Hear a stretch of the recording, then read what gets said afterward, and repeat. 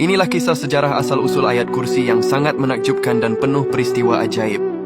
Di antara 6.000 lebih ayat Al-Quran, ada satu ayat yang berdiri di puncak keagungan. Ia bukan sekadar teks suci, melainkan sebuah pernyataan kekuasaan ilahi yang kekuatannya menggetarkan langit dan bumi.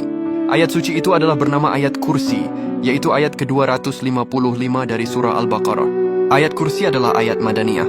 Artinya ia diturunkan di Madinah, kota yang menjadi pusat peradaban awal Islam setelah peristiwa hijrah Nabi Muhammad SAW. Nabi menerima wahyu ini pada suatu malam hari dalam kondisi normal sebagai bagian dari proses turunnya Al-Quran secara bertahap.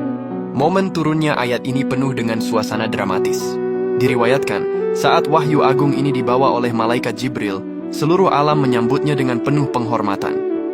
Terjadi getaran dahsyat yang membuat mahkota para raja di bumi berjatuhan dan setan-setan lari tunggang langgang. Peristiwa kosmik ini menunjukkan betapa besar dan agungnya pesan yang terkandung di dalam ayat ini. Ayat ini merupakan penegasan siapa penguasa tunggal alam semesta. Keajaiban ayat kursi sering dikaitkan dengan perlindungan dari gangguan termasuk dari setan.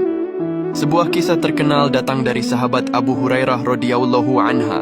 Dahulu beliau ditugaskan menjaga gudang zakat. Setiap malam ada pencuri yang datang mengambil makanan. Setelah menangkap si pencuri pada malam ketiga, pencuri tersebut ternyata adalah setan yang menyamar. Setan itu lantas memohon ampun dan menawarkan cara agar rumah Abu Hurairah tidak diganggu lagi. Bacalah ayat kursi sebelum tidur, ujar setan itu.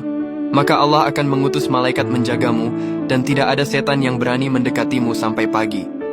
Nabi Muhammad juga membenarkan perkataan tersebut, serta mengakui keampuhan ayat kursi ini sebagai perisai dari gangguan setan. Keajaiban ayat kursi ini tidak berhenti di situ. Para ulama juga menyebutkan keajaiban dan manfaat bagi para pembacanya. Yang pertama, sebagai pembuka segala kesusahan. Ayat kursi adalah ayat yang diberkahi, yang dapat membukakan kesulitan, menyingkirkan bencana, dan menghilangkan kesedihan dengan cepat. Yang kedua, yaitu melancarkan rezeki. Secara rutin membaca ayat ini dipercaya dapat membuka pintu rezeki dan menghindarkan dari kemiskinan.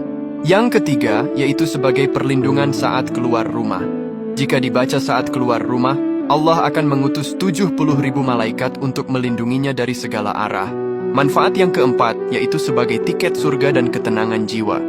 Rasulullah pernah bersabda, barang siapa membaca ayat kursi setiap selesai sholat fardu, maka tidak ada yang menghalanginya untuk masuk surga kecuali kematian. Manfaat yang kelima, yaitu sebagai tameng dari segala keburukan. Ayat ini memberikan perlindungan ilahi dari jin, sihir, mata jahat, dan segala jenis bahaya yang terlihat maupun tak terlihat.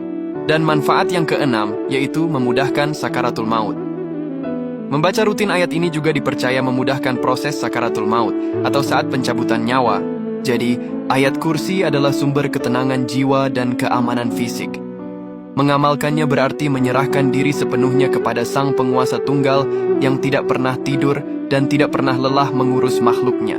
Ya Allah, semoga Engkau melindungi kami semua dari segala macam keburukan, bencana dan kesulitan hidup. Amin.